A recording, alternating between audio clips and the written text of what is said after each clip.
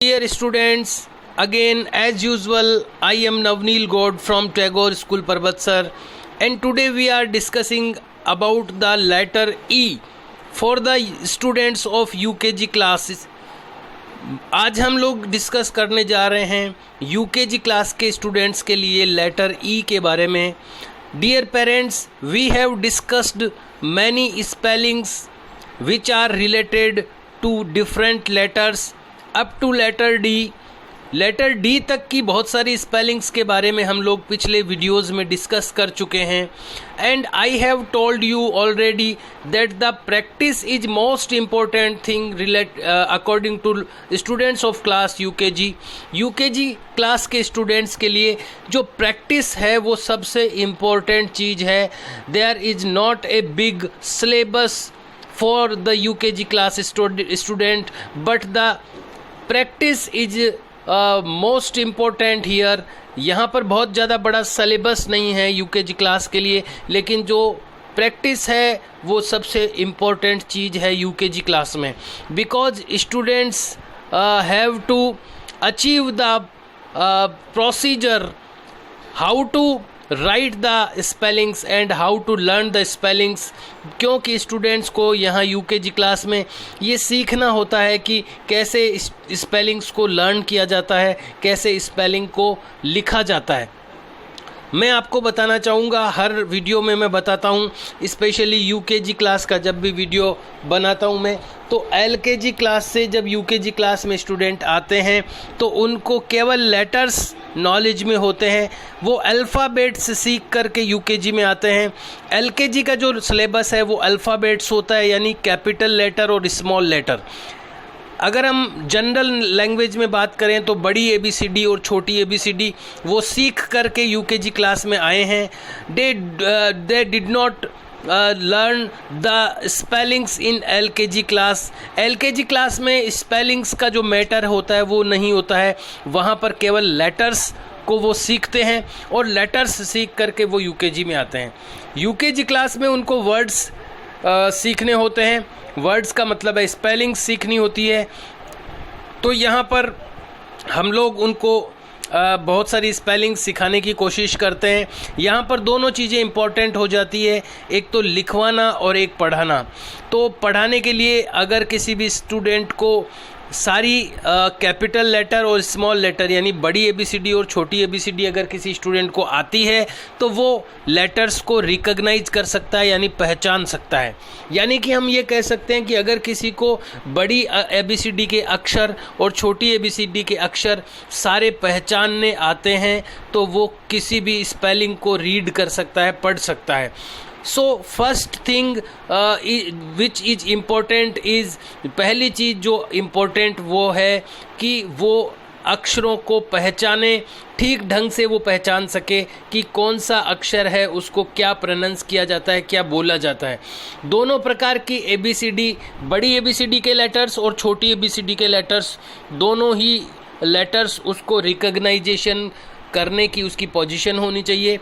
इसलिए अगर आप यूकेजी क्लास के स्टूडेंट्स को कुछ वर्क करवाने जा रहे हैं, कुछ प्रैक्टिस करवाने जा रहे हैं, तो सबसे पहले आप ये चेक कीजिए कि उन स्टूडेंट्स को कैपिटल और स्मॉल लेटर में कोई प्रॉब्लम तो नहीं है. कैपिटल और स्मॉल लेटर वो लिख पाते हैं क्या. सेकंड, फिर वो उन लेटर्स को रिकॉग्नाइज कर पाते हैं क्या, उनको पहचान पाते हैं क्या. अगर स्टूडेंट्स कैपिटल और स्मॉल लेटर को रिकॉग्नाइज कर पा रहे हैं, अगर वो उनको पहचान पा रहे हैं, तो फिर आप उनको स्पेलिंग्स की ओर ले जा सकते हैं. और यहाँ पर दो प्रकार की चीज़ें, जैसे कि मैंने बताया, एक तो है रीडिंग और एक है राइटिंग. दोनों ही काम स्टूडेंट्स को सिखाने हैं हमें यूकेजी में. तो रीडिंग के लिए जैसा मैंने बताया, अगर आप उसको कैपिटल लेटर और स्मॉल लेटर के लेटर्स जो हैं, वो अक्षर जो हैं वो पहचानने वो लग गया है, तो आप कोई सी भी स्पेलिंग उससे पढ़वा सकते हैं. और जितना ज़्यादा आप उससे पढ़वाएंगे, जितनी क्वांटिटी में आप रीड करवाएंगे, उतनी ही उसकी परफॉर्मेंस और उसकी स्पीड बढ़ती जाएगी और वो लर्न भी कर पाएगा. इसलिए हमें ज़्यादा से ज़्यादा बल्कि कुछ मिनिमम क्राइटेरिया फिक्स करना चाहिए कि हम दिन में कितनी स्पेलिंग्स उसको पढ़वाएंगे. आप ये तय कीजिए कि 5 to 10 स्पेलिंग्स पर डे उसको रीड करवाएं, रोज़ाना उसको बुलवाएं पीछे पीछे बुलवाएं, फिर उसको खुद बोलने के लिए, रीड करने के लिए कहें। तो अगर ये प्रैक्टिस उसकी डेली डे बाय डे होती रहेगी तो वो कुछ ही दिनों में एक अच्छी स्पीड अचीव कर सकता है। तो ये तो हो गई बात रीडिंग की। और अब हम बात करते हैं राइटिंग की, कि लिखना कैसे सिखाया जाए। तो हम लोग जानते हैं, जैसा कि एज वी नो, जैसा कि हम जानते हैं, we use 4 line notebooks for the lower classes in English subject. English subject में लोअर क्लासेज में हम 4 लाइन की नोटबुक यूज करते हैं, ताकि स्टूडेंट को ये नॉलेज में आए कि कौन सा लेटर कितनी लाइनों में लिखना चाहिए, ताकि उसकी जो साइज है वो कितनी बड़ी या छोटी होनी चाहिए, उसकी प्रैक्टिस उसको हो जाए। तो मैं आपको इस बारे में बता चुका हूँ कि कौन सा लेटर कितनी लाइनों में आना चाहिए। और साथ में अभी मैं आपको ये आज का जो लेटर हम लोग डिस्कस करेंगे, जो लेटर ई है अपना, मैं आपको बता दूं ए बी सी और डी, इससे रिलेटेड जितनी स्पेलिंग्स उसकी बुक में है, इसके सारे वीडियो मैं बना चुका हूँ, पोस्ट कर चुका हूँ। आपने निश्चित रूप से देखे होंगे और स्टूडेंट को उसकी प्रैक्टिस भी करवाई होगी। आज हम ई वाला लेटर ले रहे हैं, इसके पहले के लेटर की स्पेलिंग्स के बारे में मैं डिटेल से बता चुका हूँ।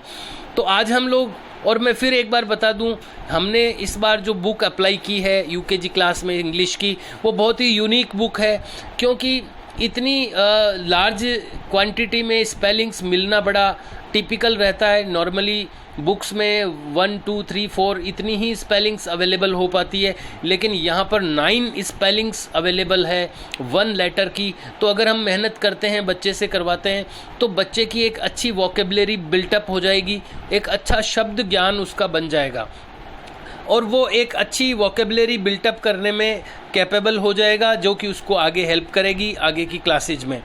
सो students, as you can look on the screen, जैसा कि आप देख पा रहे हैं स्क्रीन पर, there are 9 spellings given in this part of chapter for this letter. इस लेटर के लिए 9 स्पेलिंग्स यहाँ पर दी गई है। And how we have to practice the student. This is the next part of this letter E spellings। यहाँ पर letter E की स्पेलिंग्स का नेक्स्ट पार्ट यहाँ पर मैंने लिखा है। ये जो 9 स्पेलिंग्स हैं जो दी हुई है बुक में, ये किस तरह से लिखवानी है उसको, ये हम लोग अभी यहाँ पर डिस्कस करेंगे। डियर पेरेंट्स, में अगेन बार बार पेरेंट्स को भी रेफ़र कर रहा हूँ, क्योंकि ये जो जिम्मेदारी है, ये जो रेस्पॉन्सिबिलिटी है अभी लॉकडाउन के दौरान, ये आप लोगों की है कि आप इस स्टूडेंट से ये चीज़ें करवाएं। हम लोग केवल गाइड कर पा रहे हैं।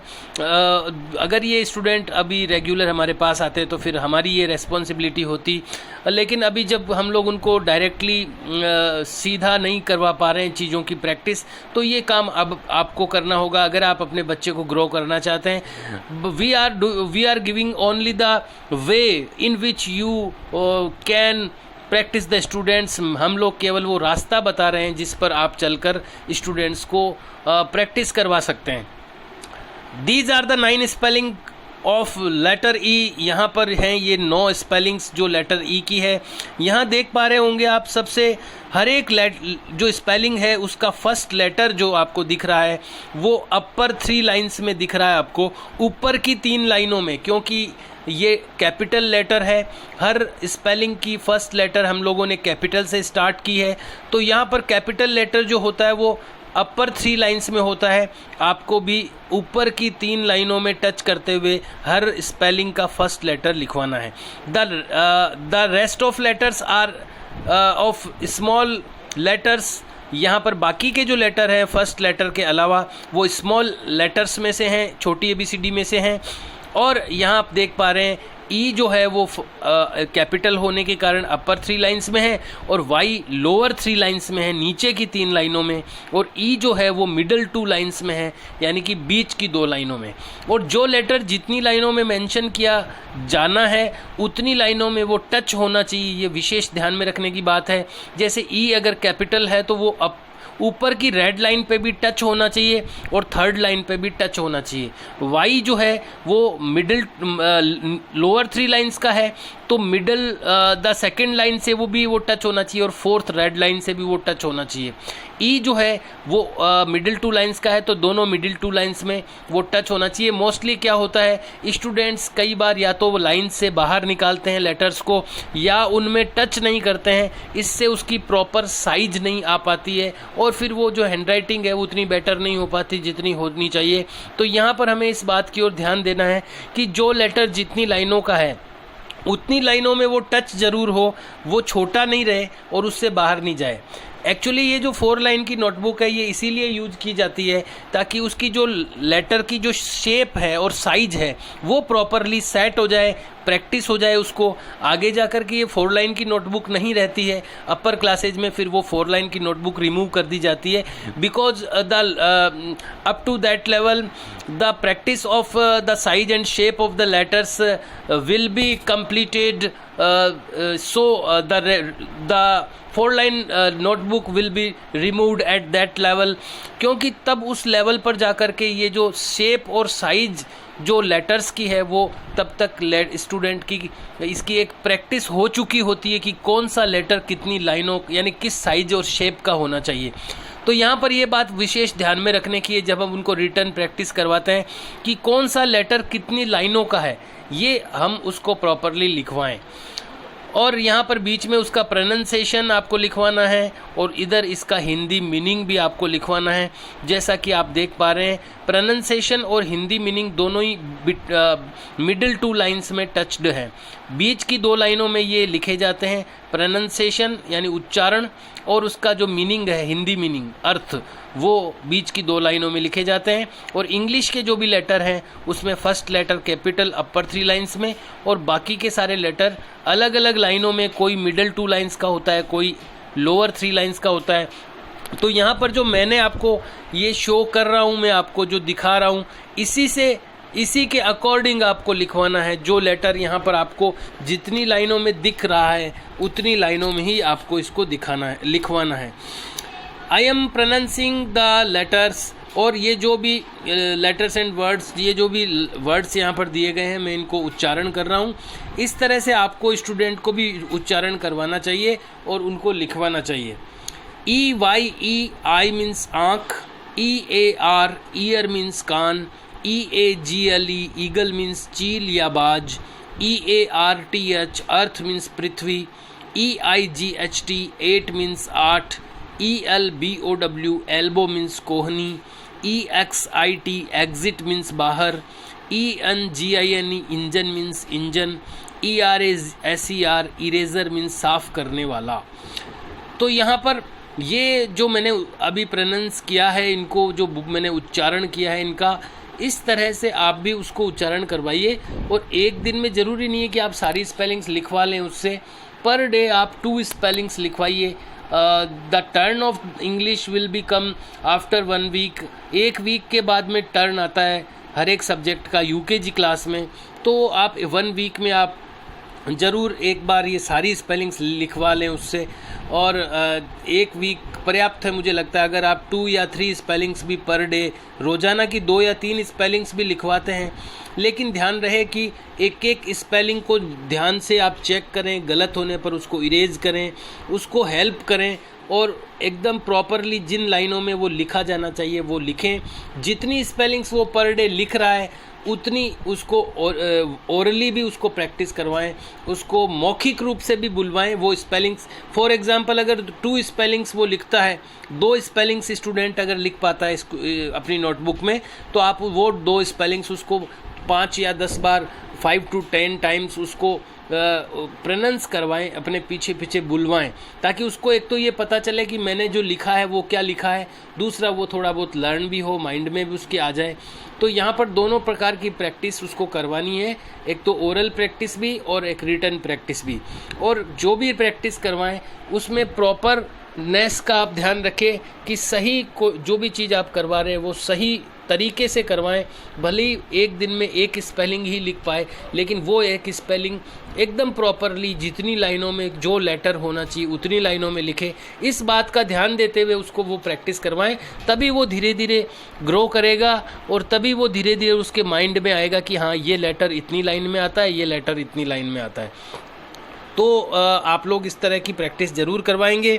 आज हमने डिस्कस की है ई से रिलेटेड स्पेलिंग्स, और डी यानी इससे पहले की जो स्पेलिंग्स थी वो हम पिछले वीडियोस में कर चुके हैं। और जैसे जैसे मैं आगे की स्पेलिंग्स बताता जा रहा हूँ वैसे वैसे आप अपने बच्चों की नोटबुक में ये वर्क ज़रूर कंप्लीट करवाते जाएं।